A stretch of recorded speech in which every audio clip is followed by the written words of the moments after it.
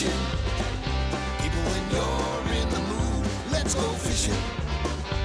Well, it's just me and you. Head on down to the fishing hole. Grab your hat, get your pole.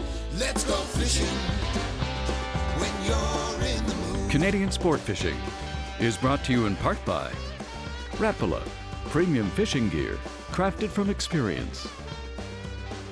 Yamaha, conquer outdoors.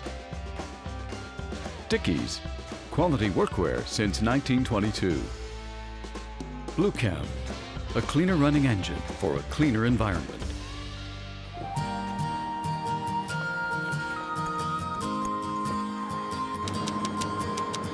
You know, I love all seasons, and I love to ice fish and fish in the summertime back home. But when it gets really cold, like the winter that we just had, and dreary, I love to come down south to someplace warm. And one of my favorite spots is right in Florida. It's only about a 3.5-hour flight from where I live. And before you know it, you're down here, and the temperature can be like 40 degrees difference, hotter. Everything is lush and green. And you can enjoy swimming. Even in the wintertime, the water temperature is 80 degrees Fahrenheit. You can go to the beach. We have family come down. But one thing that I really enjoy is the different type of fishing that you can have in the wintertime in Florida when it's the only thing that you've got back home is ice fishing.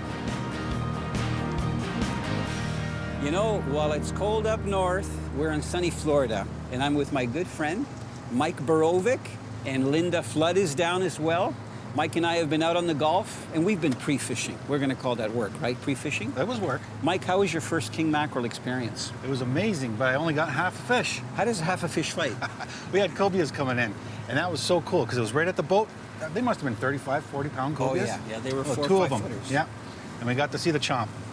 So we've had a bit of an issue with windage, and you might even hear the wind on our microphones. You might see it on the plants behind us. We're just putt-putting out of our canal, and we're heading down to Lemon Bay and then going out in the Gulf of Mexico. We're going to run out about, I'm guessing, 8 to 11 miles, so we might not be able to go fast. And we couldn't really start early this morning. It's about 10:30 because the tide was so low. But we're going to put in a full day. That means our day is from start to finish. Mike, are you ready to have some fun? I'm ready. Okay. Did you bring the sandwiches? I got lots of sandwiches. I got bananas. You got to bring the bananas. I ate one already. Perfect. Perfect.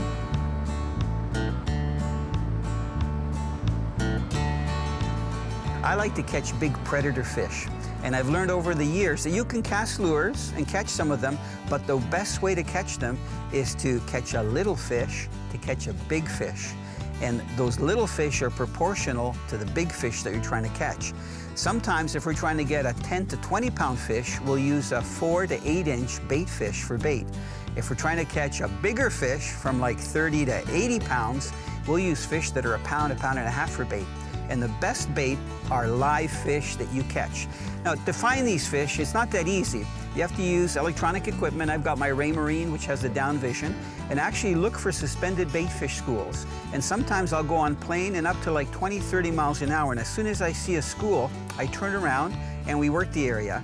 Now, instead of using a minnow trap, it's kind of sophisticated. We use something called a sabiki rig, which is a funny looking rod that has no guides, and the hooks go right inside it. And it's usually rigged with 5 or 6 very small hooks that have something that would be called a feather, but it's just a piece of mylar. And you drop that down through the school of bait fish, jig it very gently, and before you know it, you'll catch one, or you'll have all of the hooks loaded with fish. You get those in the boat, put them in the live well, keep them wet. We just try to get 2 to 4 dozen for a day's fishing because they stay very lively. And then you're ensured that if there's any big predators out there, they're gonna eat that bait.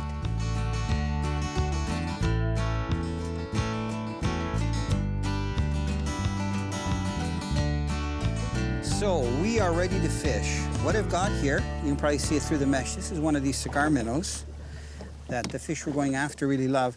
And the rig that I'm using is a double hook rig. So I've got a single hook at the front. It's about a number 2 single hook. They're VMC, very sharp hook.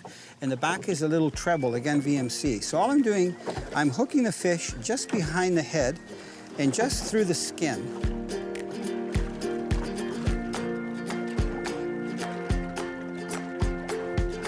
We got some lines out there, so I'm going to try to put this guy in the live well because he's frisky, That's our blue runner. Looks like a king, nice and silver. Beautiful colors, eh? I'm gonna stop the electric. Nice king. Oh, I hope we get it in. You know what? This looks like a king you can take to Canada. So, Mike, we are so close. You threw that first front hook. Be careful. Yeah, I'm being careful. You just need him up a little bit more. He's a good eating size. He's no monster, but I'm glad that this is a good sign. They like to run. Did I mention that? Nice king. He's got to be getting tired. I don't know. Okay, got him. You want to grab the pliers? Aren't they gorgeous? Look at the brilliance here. Don't let him fly out of your hands. You got him? Got him. Good. Good Very job, nice. Mike. This is actually a whole one. Yeah, the last one he got, the cobia grabbed, and a bit from here down. But we got a meal out of it, which is kind of nice. I love it. Gorgeous fish. See if you can extend them out, just so we can get a good look at it. Man, they're so camouflaged. They haven't out of the water too long, so you should go pretty quick. He should swim off. A lot of times with saltwater fish, we just throw them over the side, so they hit the surface and take off. Look at that.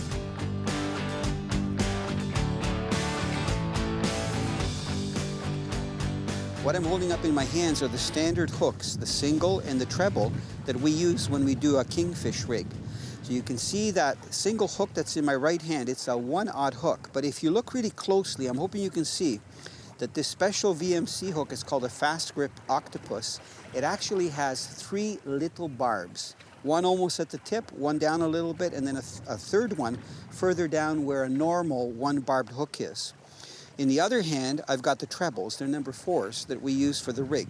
So I wanted to show you these because this is an inline treble, which always lines up straight. So watch what we do with these 2 hook types. We take them and we make these wire leader rigs. So I'm holding up the rig right here. There is that number 1/0 single hook that has the 3 barbs right there. And there's the treble hook at the bottom. That's about 4 to 5 inches apart. And we have a thin wire. This is 40-pound, 1-strand wire. And we've used binder's twine to make the loop to connect. And then at the top of the single hook, we have about maybe an 8-inch piece of wire, and then a swivel, and then our 60-pound fluorocarbon. So these little hooks work really well. And I find that the smaller the hooks that you use, even for a 50-pound fish, the more fish you get on. Closed captioning is brought to you by Cable's Eyewear Retainer. Lightweight, comfortable, adjustable, and waterproof.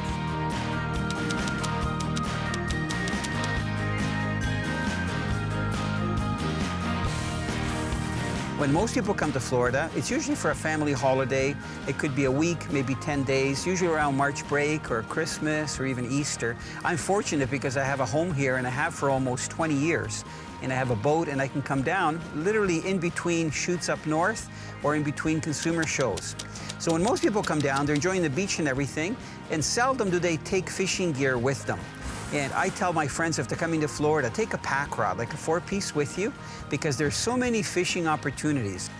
You know, even though this is a Canadian-built boat, and we're down here in Florida, it's kind of nice because we're working with Scotty. We don't have downriggers on, but what we do have are the Scotty rod holders. You can see we've got a 3-bank on each side of the boat. So I'm just adjusting them because the long line I like to have on top pointing up. When it comes to offshore fishing and using bait, whether you're using squid bait or you're using cut bait, maybe some of the fish that you catch on the bottom that are a favorite of the bigger fish to eat, or live bait, the rigging is really important. And one thing I appreciate, you know, the difference between saltwater and freshwater. Freshwater rigging is pretty simple, whether you're steelhead fishing or you're using live bait rigs or a slip bobber. But when it comes to saltwater fishing, you better know the rigs to use. For example, if we fish for bottom fish like snapper and grouper, we use about a 30 to 60-pound fluorocarbon leader. Pretty big hook, anywhere from a 5/0 to a 7/0 hook. If we're fishing for a fish like an amberjack, we're using a 7/0 hook or bigger, and we go up to about 60-pound fluorocarbon leader. If we're fishing for fish that have teeth, like barracuda and mackerel, then in addition to our 60-pound fluorocarbon leader, we use very thin wire, and sometimes a single hook, but most of the time a single hook, and about 4 or 5 inches back, a little treble hook. And that wire is either stainless steel wire or just a steel wire or titanium. And you have to use it because the bigger those fish get that have teeth, the easier it is for them to cut, even through a 100-pound monofilament.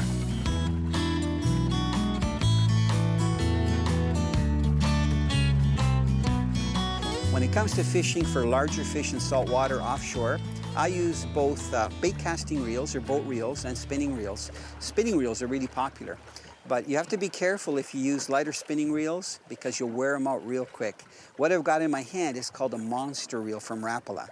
So you can see size-wise it's big, it has lots of line capacity, and on this one I've got the Suffix 832 60-pound braid, very low diameter.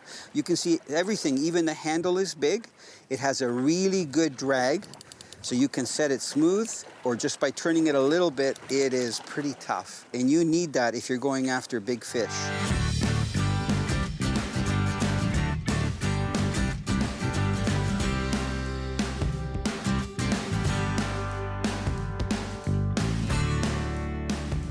Mike was just checking a line, and we were pulling the other line up just to make sure that we had bait on it, because earlier we had some of a rod tip shaking. We call it nervous bait, and we just kept trolling, and then those two rods, the bait fish was off. We didn't have them on. So now we've got a fish on. It's a very interesting kind of fishing, because you're just going along, minding your own business, and just zzz. It's called organized chaos. Okay, maybe here. You better pull this. I'll give you something to do here. You know, this rod is short. It's only about 6 feet long. It's actually a speed jigging rod. It's made by Rapala. It's called an RSC, but it's rated for like up to 200-pound test. It's an awesome rod to use for this kind of fishing. You know, since we're talking about shoes, which we're not, I gotta tell you, I'm wearing these shoes. They're called Iguano, and it's called Barefoot Technology. They're made in Germany. I mean, this is a filler because I'm fighting this fish. And they are so comfortable, and it's almost like the bottoms, you know, help you get anchored to the boat. Look, I'm going to show you. See the bottom of the shoe? How it's got the bumpy things? They're so comfortable, especially for stand-up. This is called stand-up fighting without a belt. And then you can also see that we've got the Vigorous. Those are the spike mats at the front, here where I stand, and on the seat when we're running. It's ideal, because it gives you a little bit of cushion, just like my footwear. Oh, I see my weight. Where's the fish? Oh yeah, that's a good king. What do you think, Mike? I like it. I want him. I gotta tell you, he is not ready yet. Oh man, he just smashed the weight.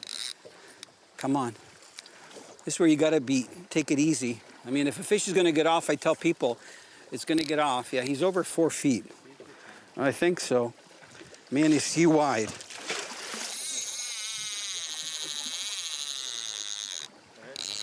When these kings get longer, they also get very thick, and this guy is really thick. He's like almost tuna thickness, mid-body. Get him in the boat, get him in the boat. Look at that, okay, mama. What are we gonna say?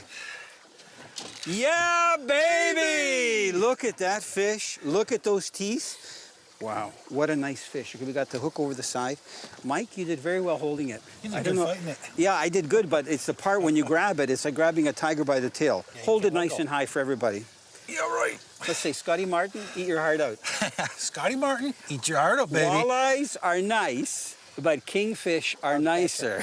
That's all. Look at that lateral line you were telling me about. Yeah, see how it goes down? Yeah, that's Look at how thick he is. The diameter on this fish, that is a beautiful king.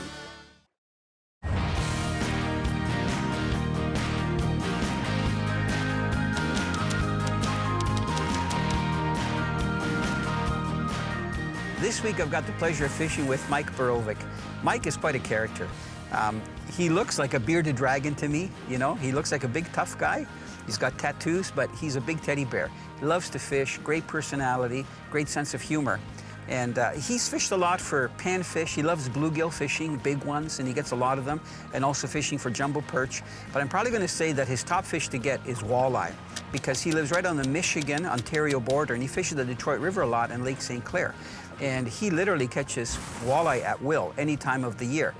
But today, he had a chance to experience something a little bit different. Getting these fish that, like king mackerel, that hit like at 30 miles an hour, and they sustain that speed sometimes for 10, 15, 20 seconds, and then do it over and over again.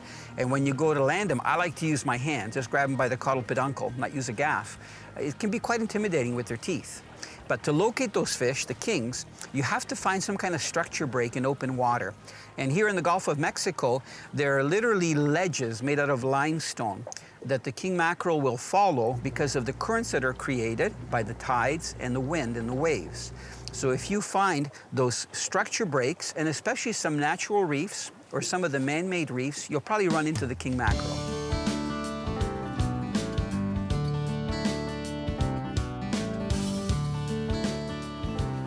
Hey folks, I've been down here for the whole week fishing with my buddy Italo.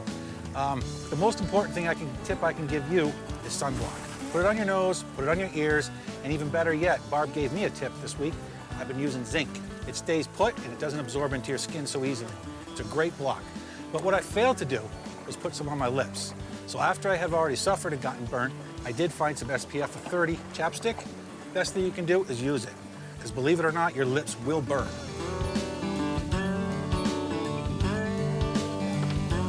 You get bait fish, don't worry about the cuda. I just got a sardine. You know, when I fish down here in Florida, I have my personal boat that I use, both for television and also for family and taking friends out. And one thing that I've tried to have, and I've had a couple boats, is a boat that I call naked. What I mean by naked is there's no gun whales with lots of rod storage and everything. The boats are all fiberglass. They have maximum walkability around the boat. No T-top, no bimini top. So I just put lots of suntan lotion. I tell that for people. Put hats on and, you know, in the proper wear, different shirts, long sleeve and stuff, buffs. But the reason I do that is because you have lots of room. You can concentrate on fishing, and they're very easy to clean at the end of the day. But I find that if you have bad shoes that are flat bottom, or if you start getting fish in the boat and it's slimy, or the boat gets wet, the fiberglass can get very slippery. So I do a couple of things. I wear these shoes that are called Leguano, and it's German technology. It's called barefoot technology. So it almost feels like you're barefoot. I love to be barefoot in Florida when it's like 80 to 90 degrees out. But they're very safe to walk on because they have like these little studs on the bottom and give you a really good grip. The other thing that I've done, because I don't like to make noise, especially if I'm fishing in shallow water, I want the people that are in the boat to be comfortable. I have the Vigorous, they're called spike mats and also cushions in the boat. So I take those off all the time. I don't like leaving any kind of material in the boat because the sun can be really hard on it. So I have the actual front casting platform is like a big mat of the spike material, and also wherever anybody's sitting. So I find a combination of those not just makes it really comfortable, but very safe when you're fishing.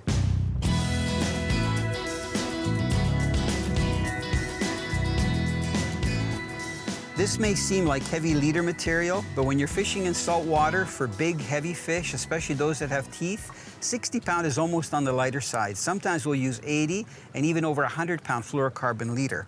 Now, the leader that I'm using here, this is called Suffix, and it's one of the strongest and hardest. It has a really good abrasion resistant. And I tie a couple of knots to connect it to my main line, which is usually braid or lighter monofilament material. So what I've got here, you can see one of the rods are set up, and you can see the connection knot. So what I've done is taken my lighter, and I get out of the wind, and I actually melt the tip of the fluorocarbon, so I get a little bit of a teardrop. Once I've got the teardrop, then I use a uni knot, and you can see that here, just the braid is flared a little bit. I use a uni knot, that's what all these wraps are right here. And the fluorocarbon is at this end. There's, you can see the little stub. Using a good quality fluorocarbon is important, but also knowing how to make the connection. So either use a swivel if you're going to be bottom fishing, so that's an easy connection, but I suggest that if you're going to make a line-to-line connection like braid to heavy fluorocarbon, melt the tip of the fluorocarbon, use a uni knot, tighten it up really tight, and you'll catch fish and it'll go through the guides, no problem.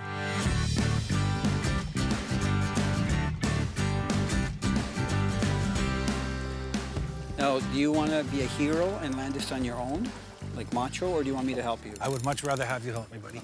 Okay, no problem. I got the controls, okay? This is like on watching TV. I got the power right here. Did I tell you? There's always things. I got it. Let me take this off. Mike the hero. Come here, you Not, little... not as easy, right? Plus you got a line there. Don't fall in, okay? Good one. You got the line and everything. What's the length it's got to be, Italo?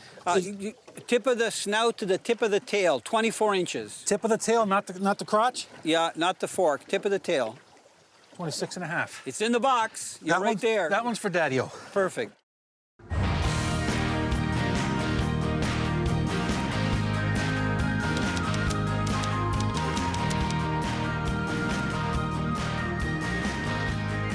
King mackerel are also called kingfish, and there's a good reason for it. The bigger they get, the nastier they get. They're like the big thugs swimming around out there and suspended in the water column. They have such sharp teeth. When they see something they want to eat, they single it out, they speed up to about 30 miles an hour, and kabam. Both kingfish and amberjack have seasonal migrations, and they like a certain water temperature. They don't like it too hot, they don't like it too cold. Now, for Florida temperatures, hot is over 92 or 90, and cold is below, let's say, 70. So the ideal temperature range for those fish is probably in the mid-70s or low 70s to about the mid to high 80s.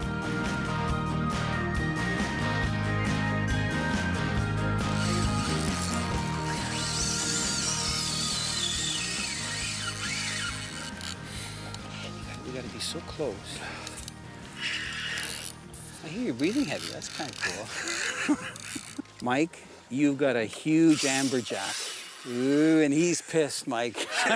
He's saying, I didn't do you anything." still got me on the line, man. Oh. You know what? It's 7-Eleven, just like the convenience store. You've been fighting this fish for like 40 minutes, 45 minutes, because we were planning on leaving like at 7:30. Yeah. Pick up the line. He's finally getting tired. Come on. Get him in here. This is for two guys. Look at, hey, what are you, hey, no laying down on the job. Come on, back up. Okay, so you want to get this guy back in the water. Beast. This is what fishing in Florida is all about. You did good. What a gorgeous fish. Are you ready? I'm ready. Gentle, you keep holding on to him, okay? We're gonna revive him a little bit. Okay, Mike? Yeah. We're gonna launch it. Okay. Pull back and forward. Let her go. You need to dive down. Okay. Canadian Sport Fishing has been brought to you in part by Rapala, premium fishing gear crafted from experience. Yamaha, conquer outdoors. Dickies, quality workwear since 1922. Blue Cam, a cleaner running engine for a cleaner environment. Now on this benthish reel, because it doesn't have a line guide, what I'm doing is using my finger, as you can see, to move the line back and forth. So it's okay if the line piles up in the middle, but you don't want it to pile up on one side. Because sometimes I'll be fishing with people and I'll forget to tell them that, and they'll just keep cranking the fish when it comes in. And then the line gets all piled up on one side and it stops the spool. You want to hear the clicker? Here. Just see under, so that you know there's lines going on. I think he's running. What do you think, Mike?